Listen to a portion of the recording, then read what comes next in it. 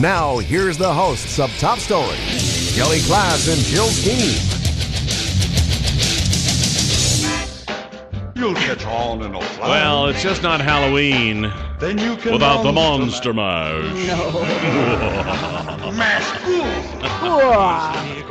Welcome to Top Story on this Halloween day. 7360300 is always the number to call. I don't know, should we do this too? $100 smoking in my bed. Let's just play music, shall we? I know. Kelly wants to just play music the entire Ladies and gentlemen, show. 2 hours of music today. Kelly is a horse to the barn. It's finally Friday, I'm free again. I got my motor running for a wild weekend. It's finally Friday, I'm out of control. Forget the working blues and let the good times roll. Alrighty then. Let's see what else we got. No, that that's we can, it. Come on, let's see. Kelly. How about Stop. this? Oh, okay. We have a lot. Come on. Kelly, what's the matter? See? Okay, sorry. You're annoying. Why are you doing that? Oh, it's just been It's Friday, it's been so a tough Kelly's having a morning. bad morning, so he just wants to play music the entire show. Well, you I'm can't, young man. Chasing viruses this morning on computers, so you know. Which means he's going to take it out on me. Which, when you're not happy, then no one's happy. One of our computers has Ebola here, I so know, now right? we're all going to have to be quarantined, I guess. For 21 days with you, I would hope I got Ebola. Oh my, yeah, thanks. Rather have a root canal. Huh? Well, good morning, everyone. Yes. It's Jill and Kelly, and we are here until, I don't know, maybe 10 o'clock this morning. Oh, stop. Coming up at 8:20, we have the CSI update, and coming up at 8:40, we have Andrew Weeks. That's right. Andrew has written several scary books, actually, Whoa. of hauntings and, ghost chasing type stuff. Yeah, interesting. And he says several places in the Magic Valley are haunted. He's written a book about it. He's going to talk about it at 8:40. I think our studio is one of them, but I'm not Yeah, sure. Things come out of our mouths haunted that with we're... liberals. Oh, my Oh, gosh, stop. this is a scary place. Oh, I'll tell you. please. Then at 9 o'clock, We have Steve Hartkin. Steve Hartgen, that's right. Are My you mind okay? went blank for a minute. Steve Hartgen will be here with us. So Well, I have to give 2 shout-outs today. okay. First of all, to my friend Dorothy, who's visiting from... I used to work with her at Reebok, and she now divides her time between Arizona and Oregon. So we see her on the way up and the way back. So she stopped by yesterday. Cool. She's at my house listening. So hi, Dorothy. Hi, Dorothy. Hi, Dorothy. And then the other one is Rex from the Boy Scouts. When I got home to my house yesterday, there was a business card in my door with some bags on Some my bags? doorknob. Yeah. I told him just to leave a case. Yeah. Of them. And with a little note that thank you for my contribution. And if they don't pick up my bags on Saturday, that I should call Rex and he'll come pick them up for me.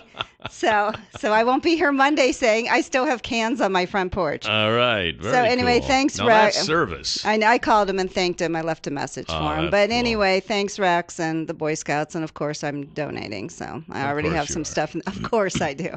So I have stuff in the bag. You're very philanthropic. I Is am. that the word for that? I Philanthropic. That's why I do Rotary. That's why I do a lot of things. I think you have to help That's a someone. 4-syllable word that I'm not used to using many No, over you're 1 or 2 not, syllables. Kelly. So when I No, get up you're to 4 not. syllables, That's right. I think we all should try to help others. absolutely. And it's Halloween.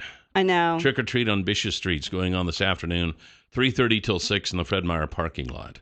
It should be fun. So it will be fun. You know, the yeah. best part, and, I'm not really, the candy part bothers me, I have to say, because my stand on everything. It just yes. does fine. But I do love to see the little munchkins dressing up. And when I would trick or treat with my nieces and nephew back in Boston, I was the aunt that had to dress up. My sister and her husband, they never dressed up. They're the parents. But somehow every year I would have to dress up, which I loved. And I'd love to scare them. And we'd all go trick or treating. And I still send them treats to this day, even though they're in their 20s. And they still say those are some of the best memories of their life. And you know what? That's the part I enjoy. I love seeing the kids dress up. And it's a good time for your family. And Sure. why not? Absolutely. So, Absolutely. In fact, we have the story, and it's a short story, on the history of Halloween. ooh. And I'll probably use that just before Andrew comes on. He from 8:30 to 8:40 because he comes in at 8:40. No, we So have we'll talk about CSI. 8:20. 8:20, Jill. Why don't we move CSI to 8:30 and then we'll just do it I at don't 8:20? know. I guess we can do that. Why don't we do that? Okay. All right, we'll do that today. Yeah, I'm All like, right. wait, I thought we're booked. We'll make an executive decision. It's really hard to do that, isn't it? We'll just lock the Yeah. studio door. There I you wish we go. had a lock on There the door. you go. We also have a list of the 10 most popular chocolates. That's Did right. you know that Halloween is the biggest day for chocolates? The biggest holiday for chocolate? Sure. Why? Yeah. Which one would you think would be Valentine's Day? I thought Valentine's No. Day was. Not because everyone gets chocolate, but you're passing out masses of chocolate to the neighborhood kids and this Yeah, I and know, that, but and- I still thought that Valentine's Day was, but No. apparently that's one of my wrongs this month. So we'll have to figure out what your favorite candy is. Candy. I know. I was going to say, you can't just narrow them. You love them all. Actually, if I were to have to choose a favorite, I would probably choose the Hershey bar. Really? Just Hershey plain chocolate bar. chocolate? Yes, Do you just indeed. like vanilla too? Vanilla's okay. Ice cream. but I like vanilla ice cream. I like chocolate syrup with a little ice cream on it. Wow. So there You're you just go. living on the edge there, Cal. I am. I'll tell you what. Okay, big guy. Let's do news. We do have some news this morning. Eric Frayne, the suspected killer of one Pennsylvania trooper and wounding another in a September ambush, was captured yesterday after 48 days on the run. Wow. Now he will face justice, according to Pennsylvania Governor Tom Corbett. The local district attorney immediately said he would charge Frayne with murder and would seek the death penalty. When they captured the guy, they used the handcuffs of the slain officer to restrain him and the patrol car of the slain officer. Can you imagine the 48 days on the run? Yeah, Wow. and they said he was in pretty good health. They didn't figure he'd be in that good of health, but he was shacked up at an old airport that was at some sort of a resort that closed up in 1998. Did it have any water? So- Can you imagine not showering for 48 days or brushing your teeth for 48 days? I think he You was know kind what? of a survivalist, so I don't. I know think if it so, but bothered I'm him. glad they got him. Those people were Yeah. basically living in fear, living in their homes, Yeah. afraid to go out. You know what? Awful what he did, Well, and then I'm we glad had he's going to pay. We had the story earlier of a poor guy who looked like him that lived in the same area. Oh, no. He had run on hard economic times, so he had to walk to his job every day at night through that same area. No. He said he had been stopped and roughed up and Oh, no. by police who thought he was Frayne. So now that guy can Go to at work in least- peace. Yeah, go to work in peace now. So Oh my goodness. Yes. Nightmare. So there you go. Word of advice to Instagram users: don't post selfies with your paychecks. Are we going to have to do one of these Instagram stupidity things every day or selfie stupidity things every day? You're doing selfies with bears. Now you're posting your paycheck. And because why, Kelly? Let us know what the problem is with this. I don't know. Yeah. They are taking their routing information. Federal prosecutors in Minnesota announced charges against 28 people accused of participating in a conspiracy to cash counterfeit checks with bank details gleaned from sources including Instagram photos. Law enforcement officials said the group obtained account numbers and bank routing information from victims by searching for Instagram photos with the hashtag #MyFirstPaycheck.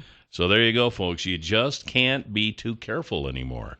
Don't put anything What? But why? out Why there. do you even do that? I My don't first paycheck. My gosh, do you have to show everything? Everything. 7360300. Top story. You're on the air. Good morning. Good morning. Good morning, Kelly and Jill. Hey. Hi, good morning. Hey, do you know that one with the guy they just captured? I was watching that this morning. It was hilarious how they said the guy was in good shape, didn't need any medical attention, but it sure looked like he had about 5 rounds with Muhammad Ali. Yeah, I noticed in the picture it looked like he had a cut on his nose there. What happened? Do they know? On his nose, over his eye, and Yeah. everything else. I imagine he was And pretty they tough. look pretty fresh. Yeah, I'm sure. But he didn't need medical Yeah. attention. Don't you want to? I think he was a little rough, and they tendered him up a little bit. I wouldn't be surprised. And you know what? Who can blame him? I don't know. I'm not in favor of police brutality, but sometimes, you just have to get a little rough with a prisoner when they won't listen. Well, I'm sure he So was there you hard. go. I'm sure he was hard to capture. So, 48 days on the run. I'm sure getting him out of his little. He was surprised, too. They Was said he? when he was out in the middle of this little field, and he didn't even have a gun. Oh no! And they surprised him, and Aw. he acted surprised, and he got on his knees, put his hands behind his head, and that was it. And then they punched him several times. I'm sure it was deserved. I'm sure they had to sure. get his attention. I'm sure. We'll be right back on Top Story. 7360300 is always the number to call here this morning on Top Story. And we have Doug Mon coming up soon with the CSI update. Before we get to that, though, just wanted to tell you that the folks at Canyon Pond want you to stop by. Twin Falls' newest pawn shop has camping supplies and woodworking and fishing poles and tools and guns. And just stop and think for a minute. What have you seen before in a pawn shop? Just about anything. I never had. That's why I went there. That's what they've got at Canyon Pond. Just about anything. So stop by. Nice, new, clean store. It's right there across from Will's Toyota on Shoshone Street and 3rd Avenue South. And they would love for you to stop by and say hi. They'll give you the red carpet treatment. Mm-hmm. Canyon Pond at 933-2600. They're also online at canyonpond.com. Good morning, Doug Mon. Good morning, Kelly Class. How are you? We haven't had you on the show Nice much. to be here, Nice Jill. seeing you, Doug. Always fun. Have to have you back every once in a while, just so you won't lose your radio and TV touch. I enjoy it. Yes, And he I've always doesn't. enjoyed that. No, he doesn't. No one has does a he? great voice. You two have the best voices in the business, honestly. you are too No, kind. it's true, Thank you. though. It's true. It's great. Mine's a little better, but go ahead, Doug. What do you got for us? Okay, do I have to separate you two? Get back. Kelly is in high demand now. Yeah. Oh, I know. Yeah, you bet. Yeah. So what's going on at CSI? Well, we've had the corn maze open all month, and tonight it wraps up with a special Fright Night. How lucky were we, after all, to have Halloween on a Friday night with good weather? Yes. I know. Yes. And the police well, are thrilled. Don't say that too loudly. Oh, you know. that's Yeah, right. We I might know. jinx Still it. plenty of time between now and tonight. so- Doug, have you done the corn maze? I haven't, actually. Have you ever done the corn maze? No, I haven't. What? Because I'm afraid True I would confession. get totally disoriented. I know. I haven't done it But either. you're always hiking up in the mountains. And Oh, you I don't like get that. disoriented. Of course, Yes. you're up where you can see stuff. That's right. I'm always looking for the high points. Yeah, right. Did Benito tell you about us going up to Cache Peak this past fall? He did, yes. Said he Wow. had a good time. Excellent trip. Yeah, very nice. Okay, great. So how much does it cost for the corn maze? The corn maze tonight is $5 per person because during Fright Night there's going to be all kinds of things jumping out at Oh, you. no. And, No, I hate that. That actually would be Okay, kind I'm of sorry. fun. I'd be screaming at so the if top you of want my a lungs. frightening experience, tonight No. is it. Okay. And they'll still have the hamburgers and hot dogs and stuff at the maze entrance. That would be probably where I would linger and just keep eating. So you have to pay extra to get scared more, right? Right. Anyway, so We that'll are- wrap up And the tonight. money We're goes such- where, Doug? Because it does go for a good cause. It actually all goes for the clubs that have been staffing that corn maze. Horticulture Club planted and organized the maze, but they've got other clubs, equine, law enforcement, one of the tech, I think like diesel technology. I can't remember just offhand, but there have been like 5 clubs that have been keeping Okay, that great. open. Well, way to all- make money for yourselves. Well, we Okay. better move along because we're going to run out of time. Yeah, lots of stuff. What do you got next? Well, we've got basketball and volleyball, and tonight is the opener for the men's basketball team in the HILEX Poly Invitational. They're going to have games at 7:30 tonight and tomorrow night.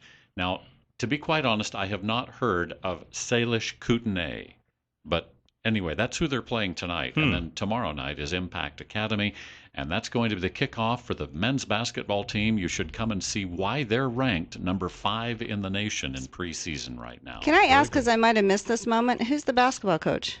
Jared Fay. He was at North Idaho College for years. When did they get him? We got him last spring. Last spring. Okay.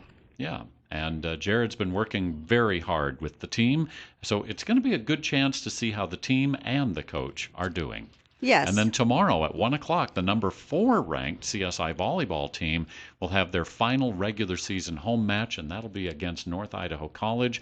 So they're going to be headed into tournaments And come wish them well, see them off, give them a cheer. Cool. Oh, right. Very nice. You are so good. That's Anyway. what's happening this weekend. Just a shout out to what's happening next weekend. The Big Harvest Time Festival holds its 36th annual event Friday through Sunday. And it just seems like yesterday, doesn't it, Doug? I know. 36th annual.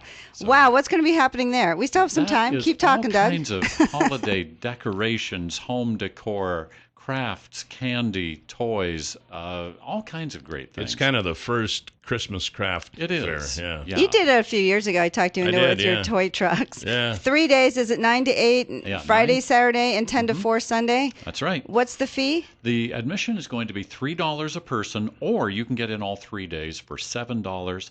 There will be raffle prizes every 20 minutes. Wow. And so, yeah, it's a fun time. I kind of I like to do that. I like to hang around where the hosters are serving Navajo tacos and scones. The theme here is you just like to hang around the food stations, right? Is that You know, it? when you're trying not to eat, all you think about It's true. is food. I know. right. And what about the CSI Rad Tech program? Oh, that's they're going to do a 5K rad run 1 week from tomorrow.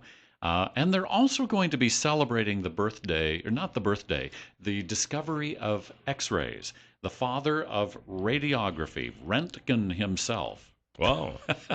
Wow. actually discovered X-rays on November 8th, 1895, and so they're going to hold their rad run on Saturday the 8th, and they're also going to be holding an open house next Friday. So if you'd like to find out more about either of those, call the Health Science Building at 732-6701. Very cool. Well, thank you, Thanks, Doug. Doug. Sounds We're like out a of lot of time. fun. All right. Hey, Well, thanks for having me. You bet. Nice to have you back. And coming up, what do we got coming up? The history of Halloween. And we're back. 7360300 is the number to call. You know, it's also Open Mind Friday here for a bit. So Yeah, we have a little Yeah. time before, a little after, Steve. So we're going to talk about scary stories here in the Magic Valley shortly with Andrew Weeks, author Andrew Weeks. that's right. I do want to mention, though, that the folks at Stanley and Company want you to know they have the Low and Honey Loader, and it loads all types of manure from liquid to frozen and dry. And with winter coming up and lots of precipitation, it could become an issue. So before it becomes an issue, why not just go ahead and take care of it now and call Pat Hartzell and say, hey, I want to see one of these Low and Honey Loaders in action. And he'll say, okay, I'll get right back to you, and he'll set it up, and then you'll know where to be and what time. And it all works like that. And his number is 280-1167. 280-1167 is the number for Pat Hartzell of Stanley and Company. Got the history of Halloween coming up, but first we got a call. Well, I guess we don't. Okay, so we'll move right on in to the It's a history. prank call. Yeah, a prank call. On Halloween. the How history. original. This is somewhat short. I could have printed out a whole long page after page deal on Halloween, but this one just kind of puts it in a nutshell. Well, tell us, So Kelly. I thought, why bore everyone with all the other stuff when I can just do it? Bore him you know, shortly. Yeah, bore them quicker. Okay, straddling the line between fall and winter, plenty and paucity, life and death, Halloween is a time of celebration and superstition. It is thought to have originated with the ancient Celtic festival of Samhain, when people would light bonfires and wear costumes to ward off roaming ghosts. In the 8th century, Pope Gregory III designated November 1 as a time to honor all saints and martyrs.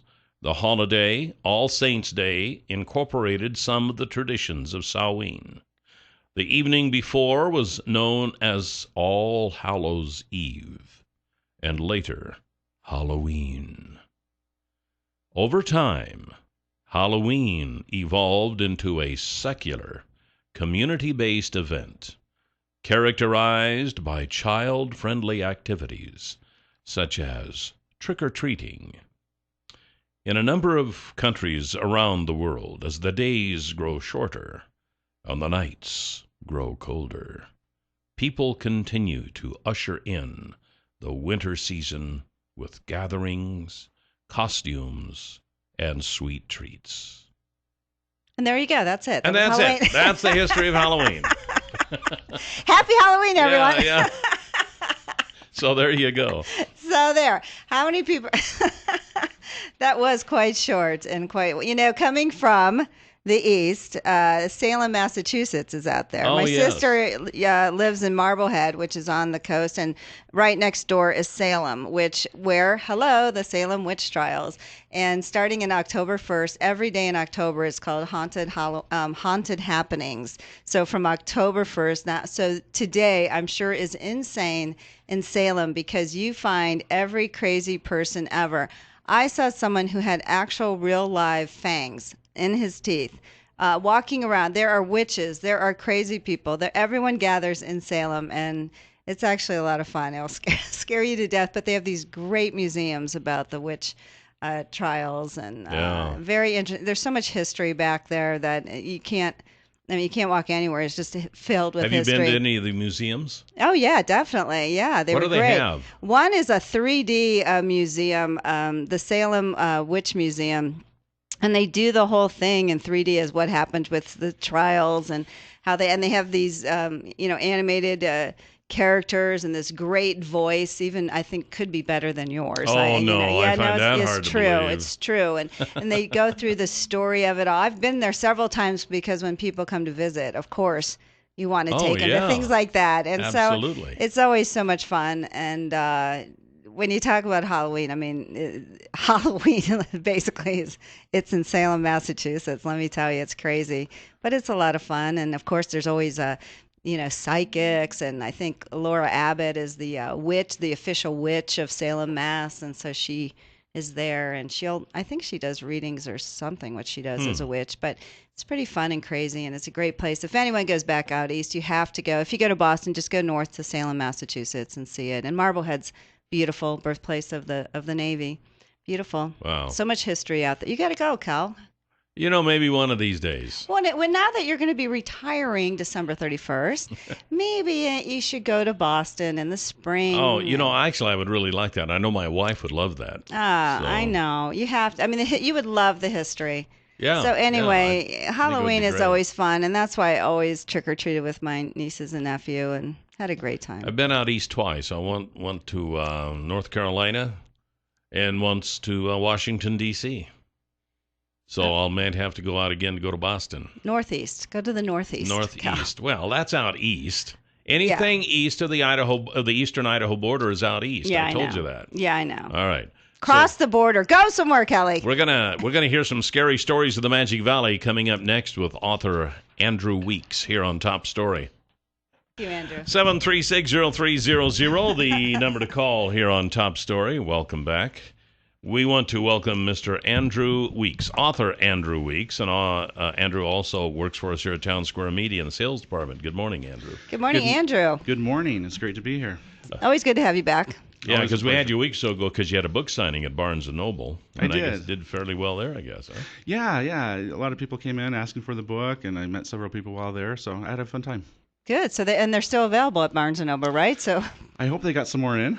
I know, that's good. He's sold out. They'll order more, of course. So tell us about your books. Okay, sure. I have Haunted Idaho, Ghosts and Strange Phenomena of the Gem State. I have a Magic Valley book, Ghosts of Idaho's Magic Valley. And I have two other books, Haunted Utah and Haunted Oregon. The Oregon book just came out this summer. Wow. We got a lot of haunted stuff, right? So you have Haunted Idaho and Haunted Magic Valley. So apparently there's enough haunted stuff in Magic Valley to warrant its own book. That's right, and probably a second volume, because after I wrote the book, I kept hearing stories kept coming in. I'm like, dang, I wish I had a little bit more time on the deadline. Yeah. Are there any other areas in the state that you are considering that could warrant its own book, like Haunted Treasure Valley or Haunted North Idaho or something? Oh yeah, there's tons of places all over. In fact, in my Haunted Idaho book, it's a small book, but it's divided into 6 different regions of the state. And so we talk about ghost stories from across Idaho. So that's kind of fun. It gives you kind of a sampling. Yeah. So Tell us some stories. Yeah, I want to hear some good stuff. Some good stuff. Really good, scary. It'll scare the shoes right off of you, or socks, or whatever you got. Well, when I was writing the books, there's definitely were some that unnerved me. Did they? Yeah, I remember talking with this one gentleman.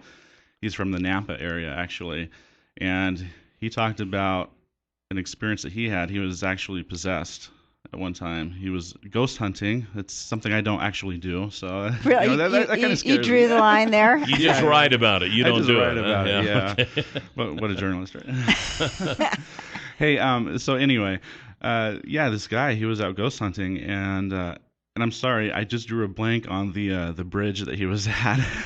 That's okay. So it happens. anyway, he was at a bridge doing some ghost hunting there. Apparently, this bridge was one where there's a lot of accidents that happen. So a lot of Was death. it River Road Bridge? Yes, that sounds familiar. It's that in might, your book. that might be Okay, it. yeah. Okay. See, it helps open the book. Yeah.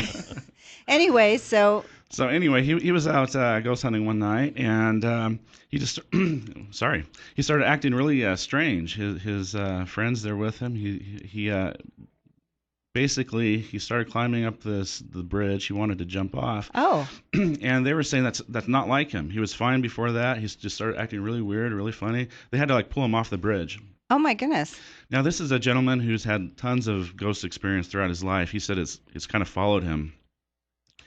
His apartment was haunted with really weird things. He would be asleep at night, and he'd wake up to the TV and the lights being on, and he'd go turn them off, and they'd come on again.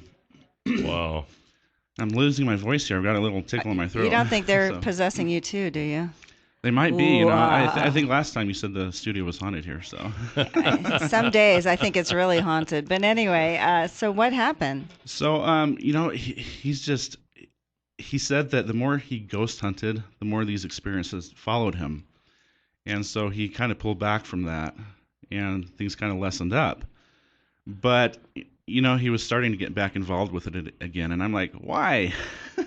So when he tried to jump off the bridge, did he have to be exercised or something? Or was there someone who had jumped off? I'm sure there's probably plenty of people jumped off that bridge. Was Yeah, it someone yeah, that exactly. did they find out who maybe that person was that inhabited him? And I'm sorry, at the same time, he said he claimed to see a dark shadow figure at the same time before this incident. So, and again, I wasn't there. This is a story told to me. So. Well, you don't believe that? I believe that. No, yeah. I mean, and that's the thing about these stories, that people will swear on a stack of Bibles that these things really happened to them. Yeah, And, who am I to disbelieve them? Well, What plus about- he had witnesses too, his friends. Yeah, definitely. What about the Magic Valley? What kind of scary stories you got about here? Oh, the Magic Valley, yeah. My favorite is Stricker Ranch. Yeah. Have you been to Stricker? No, but we've had several people on here who've talked about. Well, I have. I've been there in the to Stricker, day, not at Yeah, night. Not Right. at night. No, because of the stories. Well, that's right. Well, being a historical property, they're closed at night anyway. But They open Yeah. sometimes for this time. I don't know if they're having anything at the they for Halloween had or it something. last weekend, I believe. Oh, okay. Yeah. In fact, I'm very good friends with Gary Guy. He's the caretaker out there. He's a wonderful man. He's seen a lot. He was the one who's seen Yeah. a lot of things. What has he seen? In case Yeah. people haven't heard. Yeah. So he's got like you said, tons of experiences. But the one I like to share is one night he was in bed, asleep. The lights were off, and he feels this tap on his shoulder, and he wakes up. He's wondering what's going on, and he's lying awake in bed, and the lights pop on.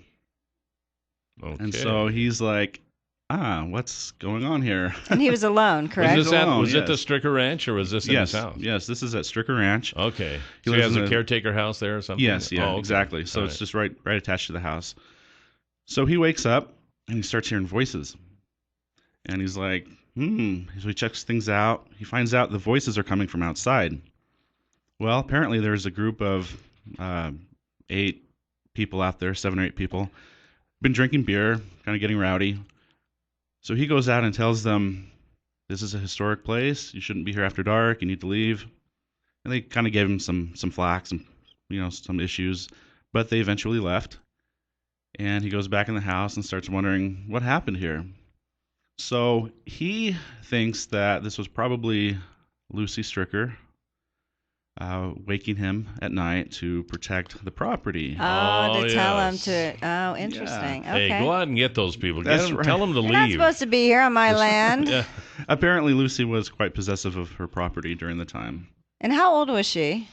She died young, didn't yeah, she? I can't remember the age. She was old. She was older. Oh, she was older. Yeah. Who's the little child he sees out there then? Yes. So after I wrote the book, he claimed to have seen a little girl named Dolly.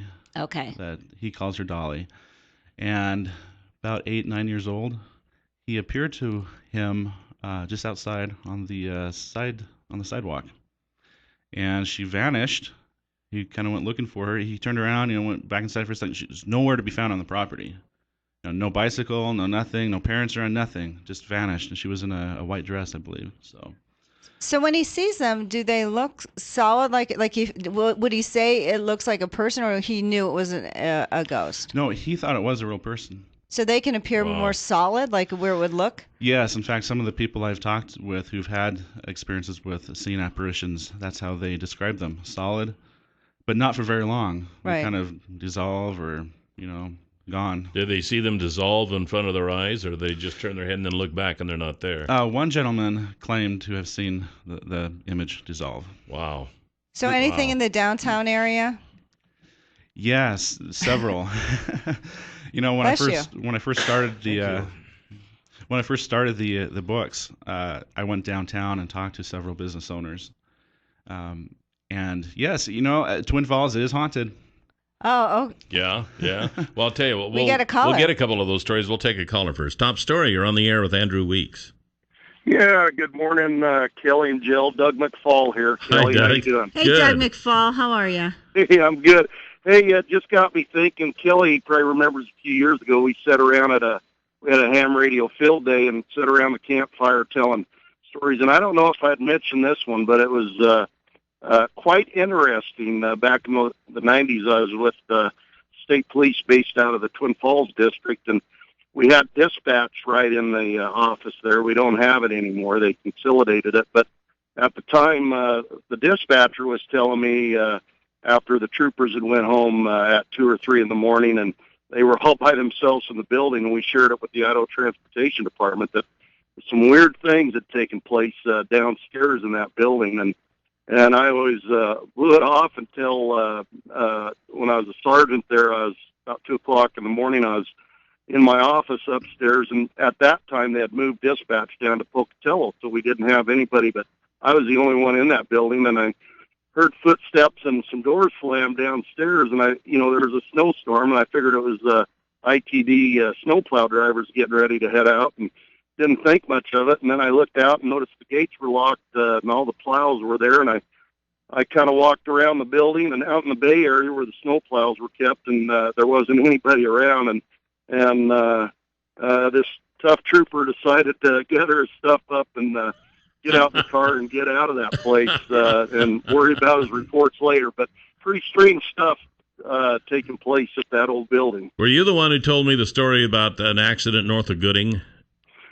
I did, but I think that's too long to try to. And Yeah, really, the Gooding officers ought to be the one, since they were first hand on that. But that's a pretty spooky story. Yeah. Hey, thanks, Doug. We appreciate that. Thank you, and be safe out there, Yeah, Doug. no kidding. Had you heard about one of the state police building here? I did not hear that. I wish I did. This is for your second book. Yeah, exactly. Yeah, exactly. The sequel. There you go. But it would be so neat to just sit down and talk with law enforcement officers. They have a lot of experiences, because they're out after dark. They're in a lot They're of in places people don't want to be. Exactly. Yeah. Are there haunted buildings in downtown Twin Falls? Yes, there's a lot of stories associated with the ballroom. What about the ballroom? What's happened at What the about ballroom? the ballroom? Well, okay. Now these are some of the stories. Actually, things have floated. Things have been thrown across the room. Really? That's the stories I've heard. I've never Wasn't seen that. after just a night of drinking. It wasn't at Death by Chocolate when we had it there, was it? Although a lot of things were flowing that night. Or that, or maybe a prom, Yeah. something like that. So people would just see things be tossing or noise? Yeah, or when I first started the book, that's what I heard. Yeah. So I talked to the owner. She herself did not have any experiences to that extent, but she said she's also heard of those experiences before she came on board, things like that.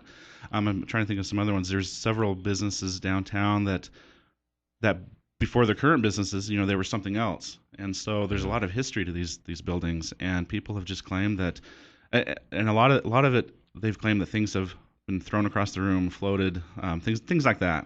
And there's a lot of tunnels under. There is a lot of downtown. tunnels. Is it coming from that? People that have died building the tunnels, do you think?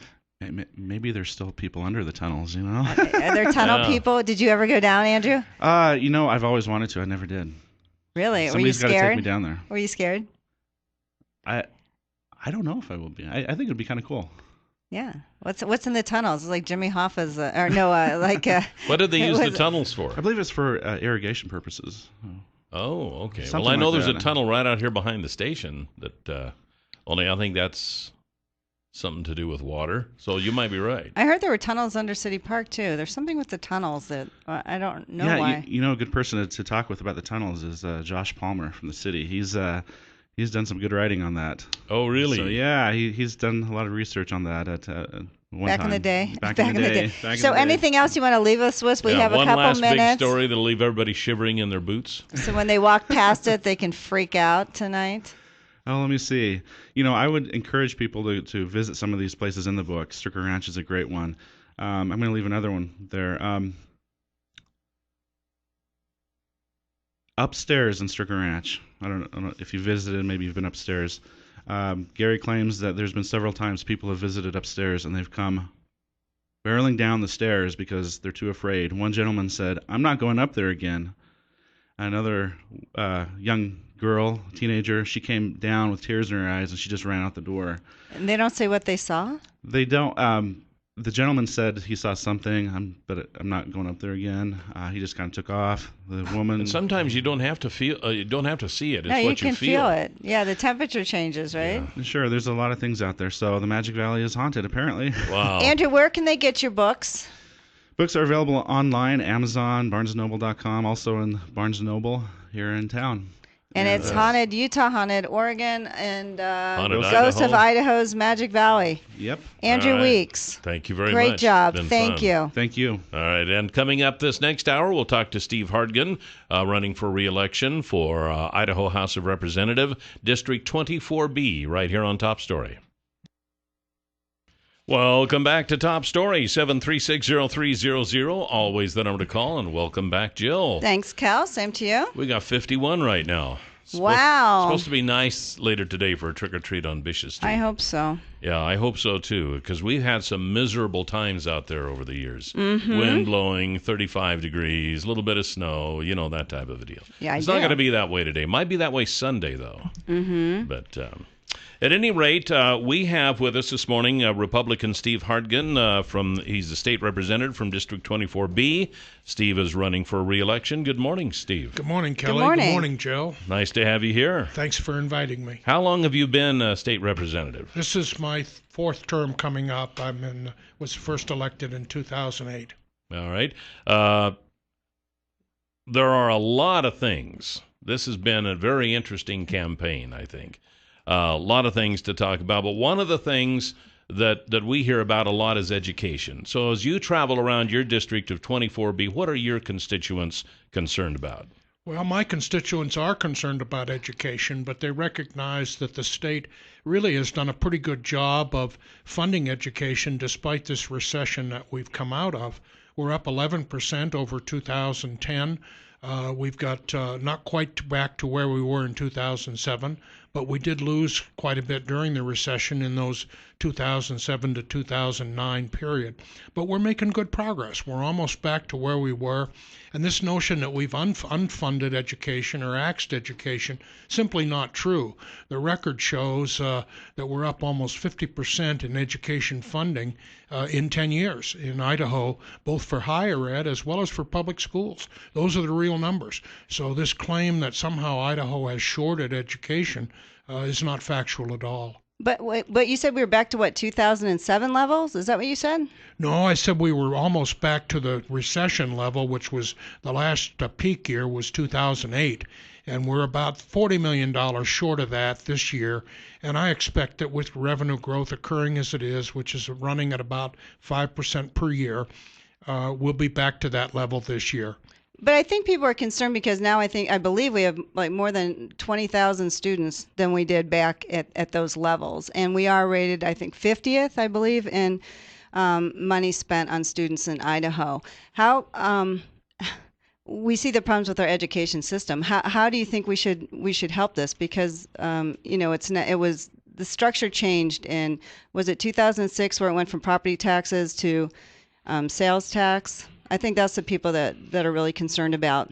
Well, the property tax issue, and that goes back now to 2006, that was put on the ballot in that fall. I wasn't in the legislature at the time, but it passed. Every single precinct in the state of Idaho, all 944 precincts, voted in favor of reducing property taxes.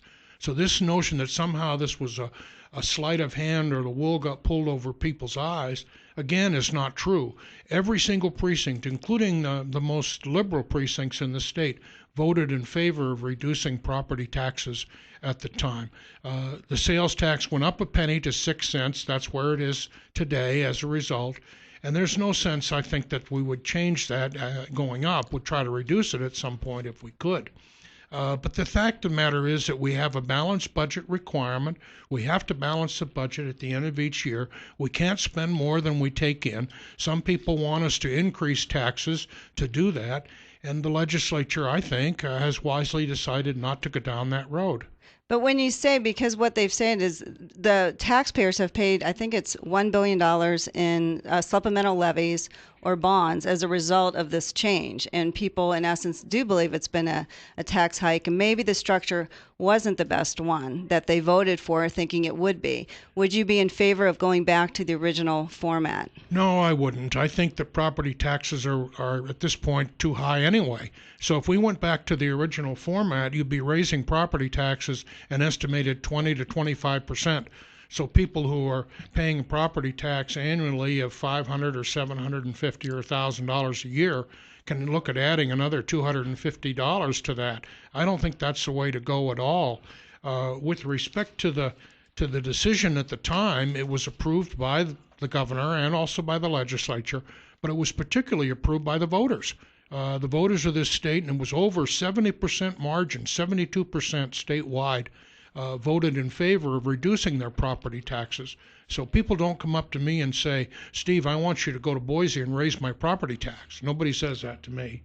No, but okay, go on. Well, I was going to move on to another issue here. We're fighting the gay marriage issue. Do you think we're pushing this too hard now? Have we lost the game, or is it prudent for us to continue to push on fighting the gay marriage issue? Well, I think the governor is correct when he says that he has a constitutional duty under the Idaho Constitution to play the hand out in court.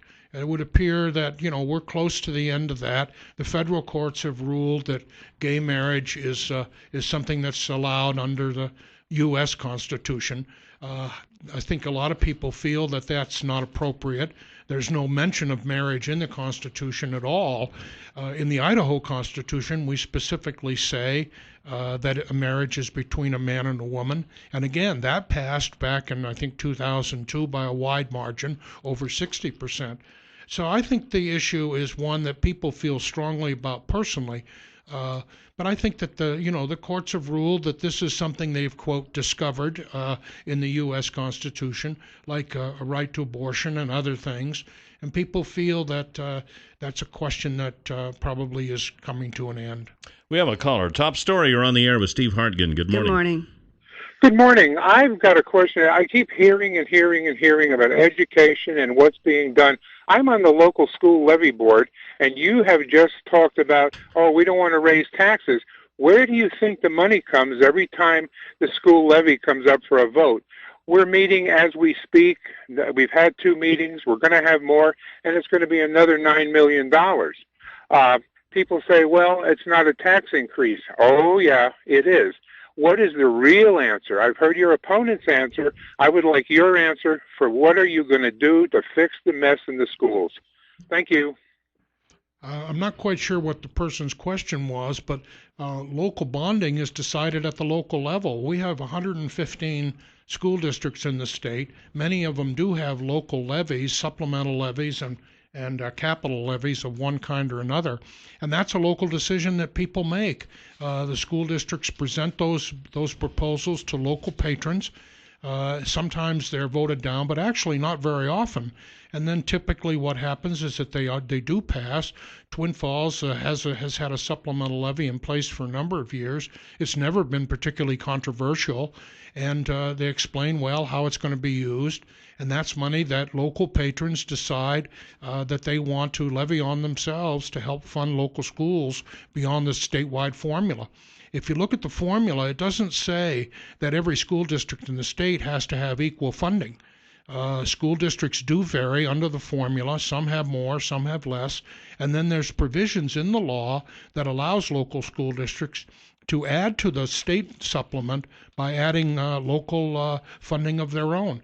And so that's a decision that local school districts make. There's no requirement that every school district spend or exceed the exact amount of the funding that's provided by the state. That's a local decision. And it works pretty well.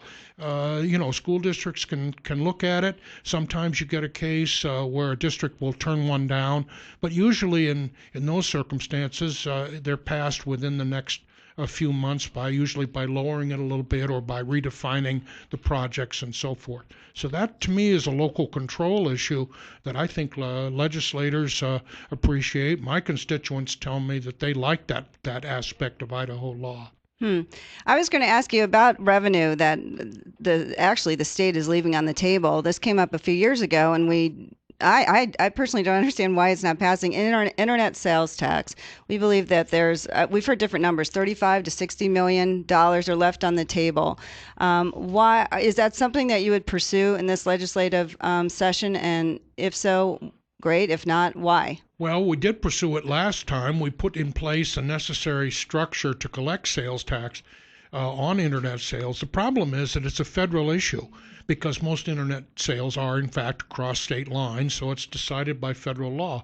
Unless Congress acts, Idaho cannot collect so much as a nickel from an unwilling seller like Amazon or Overstock in another state. We don't have a nexus in this state that is defined as a retail outlet or a warehouse or something like that. If we had that, we could collect, but we don't.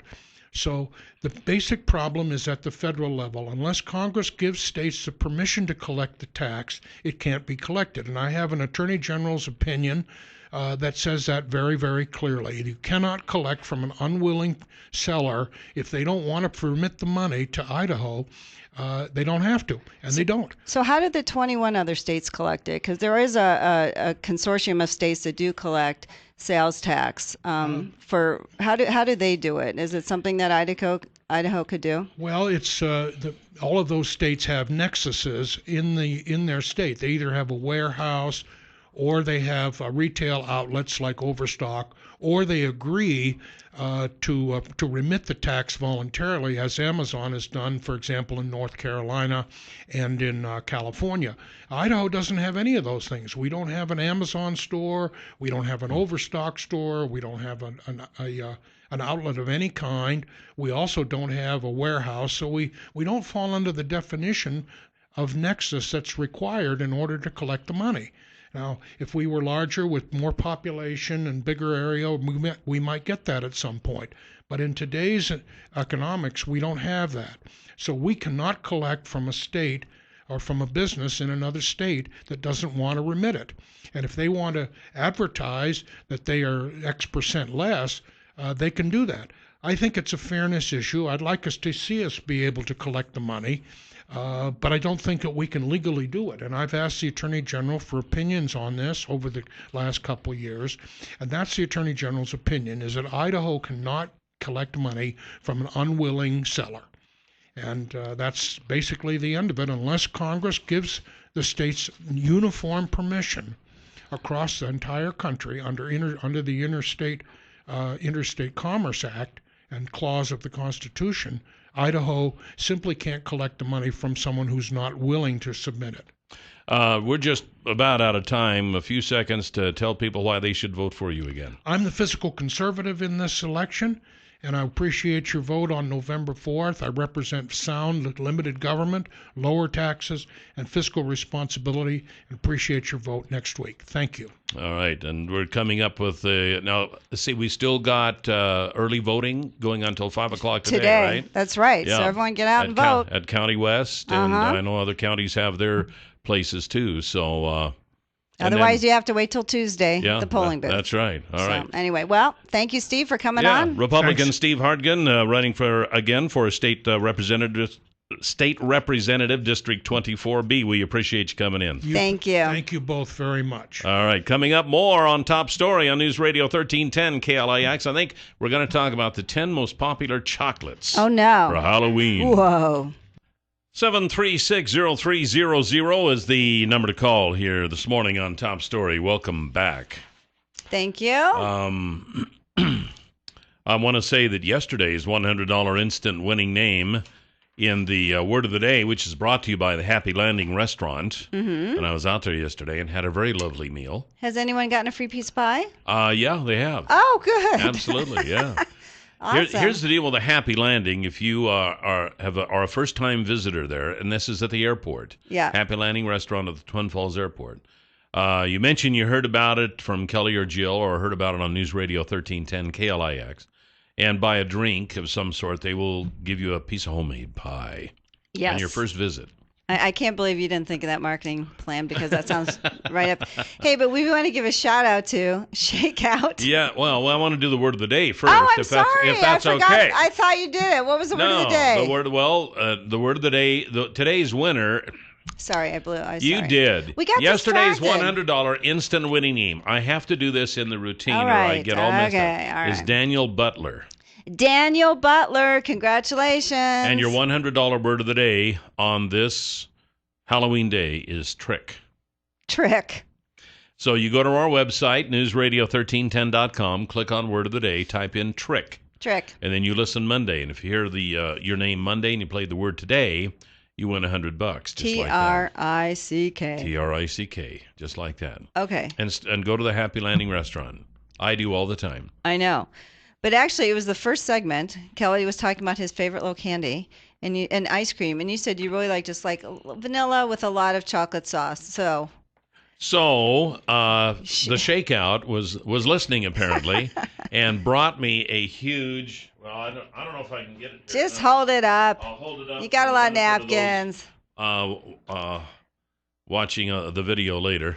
It's a very big chocolate milkshake. Oh, and it is delicious. I'm sure. And then they were so sweet because they didn't want me to feel left out. They gave me a salad. Yeah. So that was so sweet. So they thought that Kelly, you do like ice cream with a lot of chocolate in it. And I like chocolate syrup with a little ice cream on it. So I think they probably fit the bill. So thank you, Shakeout, and that was nice of them to listen and run it over. Absolutely. I was going to talk about the top 10 chocolates, because this is Halloween and it's the biggest day for chocolate in the country. I didn't know that. But I wanted to mention another thing first, something that ran across. I ran across a story earlier this week about how police in New York City are becoming concerned of terrorists now using drones, being attacked using drones. They're now concerned about it?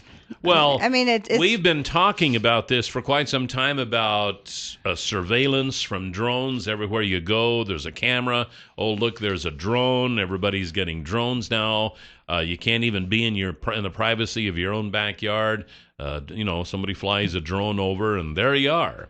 Yeah. I think very few people thought, gee, what if the terrorists should take these things up and use them to attack us? I mean, you can take a relatively small bomb, put it on the drone, ram it into a building, and have a huge explosion, or have it at a fuel processing facility or something, and take in. Well, there's a lot of things you can do, and a lot of things they're trying, and I guess it's always good to look at more possibilities, and the things change all the time.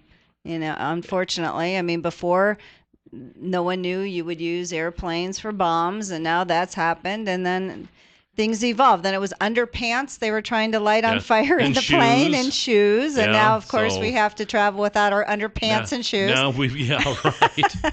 They've won, people. They have won. Well, and here's another. Spanish intelligence has intercepted messages passed between jihadists online discussing the weaponization of the Ebola virus for use against the West, while a blackmailer in Prague has threatened to unleash the virus unless the Czech Republic pay him 1 million Bitcoin.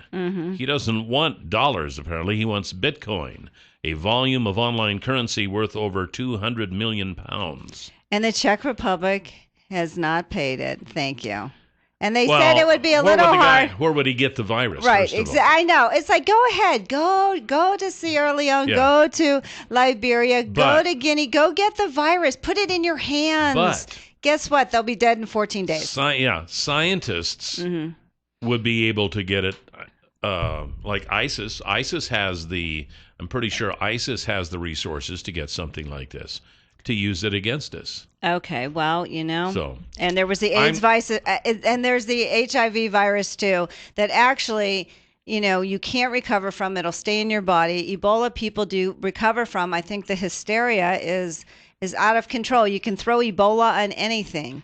And we just heard today that the poor refugees in our town, our people are afraid they have Ebola. It's like, people. I'm just kind of using that as an example that the list is endless of things that our enemy can use against us now. And with technology, the delivery of some of this stuff is so easy that almost anybody can do it.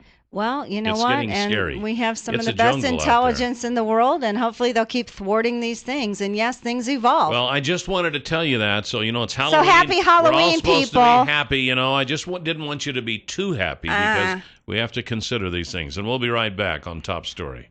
7360300 is the number to call here this morning on Top Story. The folks at Clearwater Power Equipment want you to know they have the Echo chainsaws and the Echo leaf blowers, and you'll be able to use both of those right about now, especially the leaf blowers. And it's going to get a lot colder. In fact, there's a chance of rain mixed with snow on Sunday.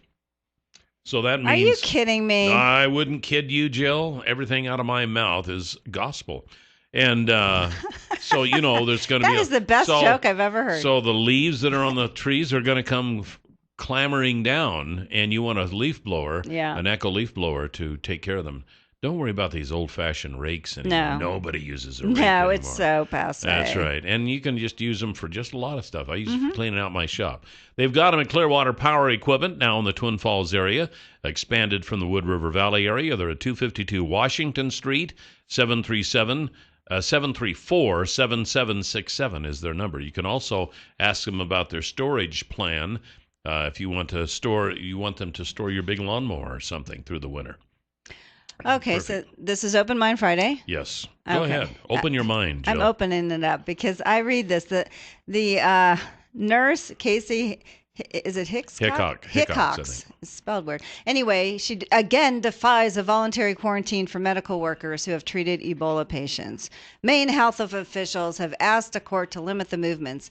Meanwhile, this poor woman and her boyfriend are being haunted by the news media. It's just outrageous. This is the latest, in case you haven't heard what she's done. She did treat Ebola patients in Sierra Leone, and she says confinement violates her rights. She says that she has no symptoms, poses no risk to the public. The poor woman landed in, of all places, Newark, ended up being in a tent for 3 days with no shower and just a porta potty, but was able to get takeout from the finest restaurants in Newark.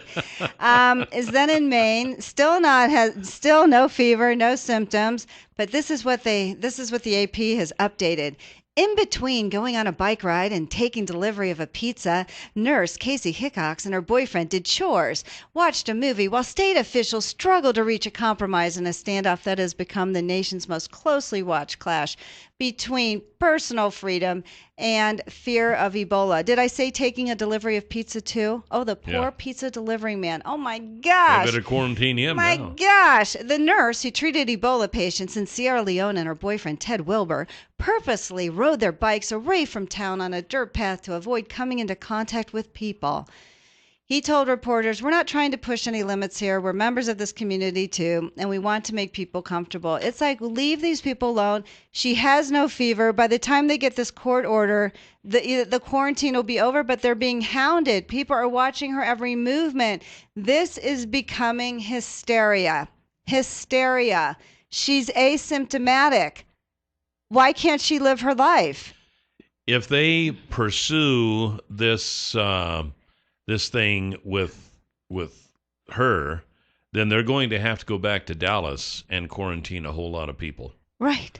Because and we heard yesterday about the little girl who went to Nigeria to visit family, which was hundreds of miles away from the closest. No, Nigeria is Ebola-free. It's had cases in the past. Right, it's now right. Ebola-free. You're thinking of Rwanda. They had 19 cases. Oh, maybe was it Rwanda she visited? But Nigeria as well. They won't let her back in school for 21 days, even though her dad and the little girl have no symptoms. They said, we'll take an Ebola test. They said, too bad, we have to leave you out because of fear. You know, to have a court order based on fear and not on science is outrageous. And for people not to be outraged, when you say the government has overstepped their bounds, they have overstepped their bounds. This poor woman and her boyfriend. I don't understand. Well, and if she they're doesn't keeping that have a little girl symptom. out of school because she was hundreds of miles away from Ebola, what about the people in Dallas who are right there in their backyard? They're not quarantining them. This is craziness that's going on. This is kind of a double standard we got going here. Top story, you're on the air. Good morning. Good morning. My view is better be safe than sorry. Really? But I have no problem with her going on a bike ride with her boyfriend as long as she's not in contact with other people. Well, you can blame that on the media. If the rest of the world media is the problem right now. I mean, if she's staying in her house and she's not, like the doctor, going bowling and being on the subway and all kinds of other stuff while he is feverish, and as a doctor should know better. But I don't think anybody even got anything from that. No, it's not when you have the everybody fever. Everybody keeps saying that we need to do this on science. Isn't science saying that the incubation period is 21 days? No, that's not true. Actually, we had someone on from Sierra Leone yesterday. The incubation period, she said, is 14 days. They're doing 21 days. She goes, by 21 days, you're dead. The woman has no symptoms. This is not just to be safe. This is your personal freedom. I'm surprised you would be okay if they forced you in a quarantine for 21 days, no work, no contact. Give me a break, and you have no symptoms. No, this is fear, total fear. We'll be right back here on Top Story. We got the 10 top chocolates in the country on this Halloween day, and you might be surprised what some of them are. And my favorite did not make it to number one. I'm a little bit crushed here. Poor Kelly. 7360300, the number to call here this morning on Top Story. Welcome back. And the folks at Far More of Idaho want you to get a hold of them to ask them about the infrared Baron. Overflights of your fields in the summertime so that you can see how your irrigation system is working, and then they will upload these pictures that they take with infrared photography so you can actually see what's happening. And based on these pictures, you can make decisions on maybe some modifications to your irrigation system, maybe just some maintenance to your irrigation system. But whatever you do, it will increase your income. It doesn't cost, it pays. It pays. Infrared Baron from Far More of Idaho. Give them a call. Ask them about it at 324-3341. They're also online at farmoreofidaho.com. Mm-hmm. And since today is Halloween, we got the big trick-or-treat on Bishop Street coming up in the Fred Meyer parking lot this afternoon at 3:30. I thought it was time to give a little history on chocolat. History on chocolate. Chocolate is big business, and Halloween is its biggest holiday. See, I'm sorry. I thought I had heard the Valentine's Day They was. sell a quarter of the amount of chocolate for this holiday in the entire U.S. all year. Yeah, I wouldn't be surprised. 25% of chocolate is sold here. According to a recent survey from the National Confectioners Association, 72% of all candy spending this Halloween will be on chocolat. I believe it. Last year, more than $12.6 billion Crazy. was spent on chocolate in the United States. 3.8% more than the year before. According to market research firm Information Resources, in the last 52 months ending September 8th, Americans spent $3.9 billion to buy 3.5 billion chocolate bars, bags, and boxes under 3.5 ounces. And standard size consumers pick up at a grocery store checkout. Reese's and M&M's each accounted for more than $500 million in sales. Now, I have a list here of the top 10 candies. And I'm a little upset because my Hershey bars did not make it number one. You should go from 10 up to 1. I think I'll do that. I don't see... Oh, okay. The number one might surprise you, too. It was not what I thought it would be. No, me neither. The number 10 selling chocolate bar is Almond Joy. No, this isn't selling. This is the ones that people like the most, right, for Halloween? Well, it's the ones based that on they sales? buy. Based Okay. on sales. Okay, well, people might buy stupid things. Okay. Almond Joy. Number 9 is the Milky Way. Huh. Yeah, and I like both Almond Joys and Milky Ways. In fact, there's nothing on this list that I don't like. Right. Okay. Number 8 is Hershey's Cookies and Cream. Have you ever had that? No. Yeah. It's quite Have rich, you? but it's very good. What it has? It's a in kind of the a vanilla. chocolate? It's a vanilla. Like white chocolate? It's a vanilla bar with bits of cookies and cream. Okay. Yeah, and it's 0 calorie too. I understand. Oh, sure, like all of these Yeah. are. Number 7 is the Three Musketeers. Isn't that? Oh, I was thinking that is the Milky Way. I don't know what a Three Musketeers is anymore. Okay, sorry. It's go a on. Move chocolate on. bar filled with chocolate. Apparently. Number 6 is the Twix 4 to Go. Okay. I'm not sure what I think that might be a 4-pack. Okay. Twix. Okay, fine. Number 5 is the Kit Kat. Huh. Okay. Give me a break. Dun, Give dun, me a dun, break. dun, dun. Okay. Number 4 is my favorite, the Hershey's bar. I cannot believe because it's your favorite, it's not number 1. I know. You know, they obviously didn't ask me. They don't and realize. I'm a little upset about that. Yeah. Okay. Number 3 is the Snickers bar. Snickers bars. Yes, this is the most popular according to sales. Number 2 is M&M's. Now here I was confused. Is it the chocolate M&Ms plain or is it the peanut M&Ms or are they combined? Because to me, when I used to eat candy, I would have gone for the peanut M&Ms, not the plain M&Ms. That I cannot answer, Jill. I'm so sorry. I didn't know if it was grouped together. Well, what I did was I took the 1 through 10, and they had a lengthy explanation under each one. I deleted the explanation, Did you? Okay, and I just fine. went for the Because you know I for always the ask one. Yes. the question. And I never thought that Jill would ask. Wouldn't someone want to know, is it regular or peanut? That's a good question, and I Which don't one do you know. like better, peanut or regular? Yes. Okay. And then the number 1. The number 1 is Reese's. Reese's Peanut, which makes sense because people's taste buds are salty and sweet. You know, you Yeah. like that combo. Yeah. Years ago, when the movie E.T. came out, Mm-hmm. M&M's, the little kid Elliot was always eating Reese's Pieces. That was his favorite candy, and throughout the show, he ate a lot of them. Yeah. Well, before the filming, it was my understanding that M&M had a chance to get their product in for product placement, and for some reason they turned them down. They are silly. They didn't are want to do foolish. that. Yeah. So Reese's Pieces, which I think were relatively new at the time, Right. Got that placement, and their sales literally exploded, and it doesn't look like they've let up. They're still And that's number how 1. it works with product placement in movies. I have to tell you what my candy bar was that I used to love when I was little, which showed you how weird I was back then, too. Mounds. The dark chocolate and the coconut. For some reason, it wasn't too sweet for me. I don't like a lot of sweet. I really wouldn't have eaten any of those candies. That's not a weird choice. Maybe I love Reese's, Mounds. maybe, but no. In fact, when I buy a candy bar, the 2 that I buy are the Hershey's bar and the Mounds bar. Oh, do you? Yeah. Kelly so class. those are my 2 favorites. So I anyway, guess. people, do not give out candy corn. That's a yucky candy. Give out Hershey's bars. No one likes candy corn. It's time now for the Huckabee Report, brought to you by Waddell and Reed. And you can hear the Huckabee Report each weekday at this time, brought to you exclusively by Waddell and Reed, Laura Nelson, Josh Funk, and Steve Stanger, financial advisors, and the number to call is 736-6563. And as I said here, still in mourning because my Hershey's bar didn't make it to the #1 spot. Yeah, I just want you to know the Trick or Treat on Bishop Street is going to be going on this afternoon in the Fred Meyer parking lot from 3:30 until 6. That's right. Should be a lot of fun. It'll be a nice day. We'll be out there. I love watching the kids in their costumes. And you and I will have a special costume.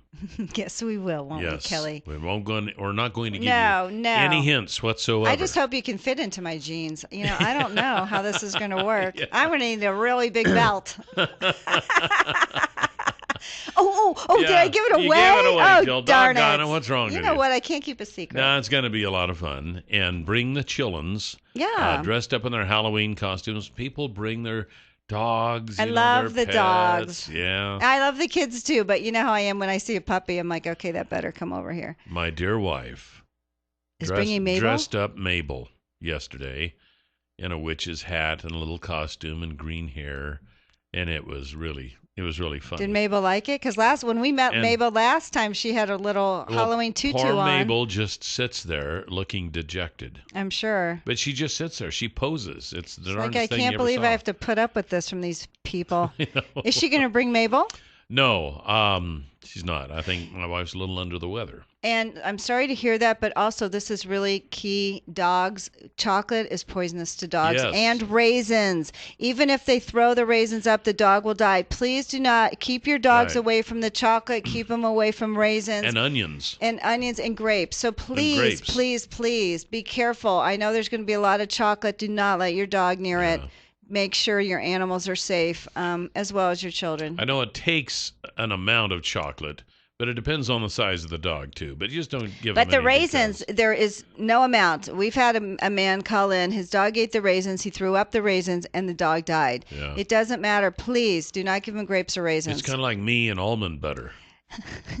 Oh, yeah. You're never going to let that No, go, are you? I'm not. You're never going to let that go. You bring me Rice Krispie treats made with almond butter and almonds, knowing that I can't eat almonds. Well, eat around the almonds, but you never mention the almond butter. I warned you about the almonds, and I totally forgot the almond butter. I'm so sorry, my dear friend. People ask me if I did that on purpose. Do you realize what I'm dealing with out in the public? Do you understand? I'm lucky I survived. I swear, if it was a peanut allergy and he died on air, If I hadn't had 12 EpiPens, I might have been in serious trouble.